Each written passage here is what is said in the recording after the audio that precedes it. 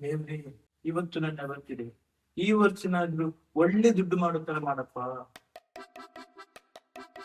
Thank you so much. ನಿನ್ನ ಬರ್ತ್ಡೇಗೆ 12 ಗಂಟೆಗೆ ನಾನು ಸ್ಟೇಟಸ್ ಹಾಕಿದ್ದೀನಿ. ನೀನ್ ಯಾವಾಗ ಹಾಕಿದ್ದು? ಬೆಳಿಗ್ಗೆ 10 ಗಂಟೆಗೆ. ಆಯ್ತು ಮಗ. ಏಯ್, ಯಾಕೆ ಆ ತರ ಫೋಟೋ ಹಾಕಿದ್ಯಾ? ಚೆನ್ನಾಗಿರೋ ಫೋಟೋ ಹಾಕು. ಹಾ, ನನ್ನ DP ಅಲ್ಲಿ ಉಂಟಲ್ಲ, happy birthday my best friend. Salaar ಇದ್ದಾಗ. ಈ ಸಲ ಸ್ವಲ್ಪ ವಿಶ್ ಕಡಿಮೆ ಆಯ್ತಾ ಅಂತ. ಇಷ್ಟದಲ್ಲಿ ಯಾರಾದ್ರೂ ಸ್ಟೋರಿ ಹಾಕಿರೋದನ್ನ ರೀಸ್ಟೋರಿ ಹಾಕುವ, ಅವಾಗ ವಿಶ್ ಮಾಡ್ತಾನೆ. ನನ್ನ ಕ್ರಶ್ ನನಗೆ ವಿಶ್ ಮಾಡಿಲ್ಲ. ಈ ವರ್ಷ ನಾನು ಫುಲ್ಲು ಕಷ್ಟಪಡ್ತೀನಿ, ಅವಾಗ ನಾನು ಫುಲ್ಲು ಫೇಮಸ್ ಆಗ್ತೀನಿ. ಆಮೇಲೆ ಫುಲ್ಲು ವಿಶ್.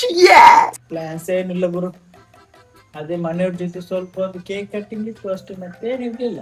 ಹುಡುಗಿಯರದು ಬರ್ತಿದೆ ನಿನಗೆ ನೆನಪಿಲ್ಲ, ನನ್ನ ಬರ್ತಿದೆ ನಿನಗೆ ನೆನಪಿಲ್ಲ. ರೋಹನ್, ಜೀವನ್, ಮೋಹನ್ ನನಗೆ ವಿಶ್ ಮಾಡಲಿಲ್ಲ.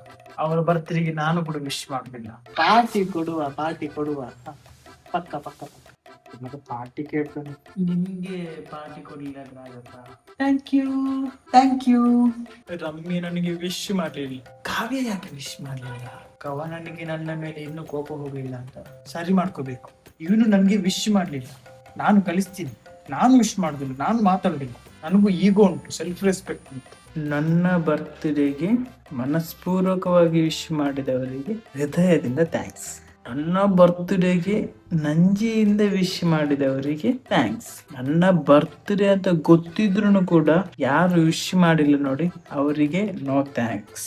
Fuck off haters.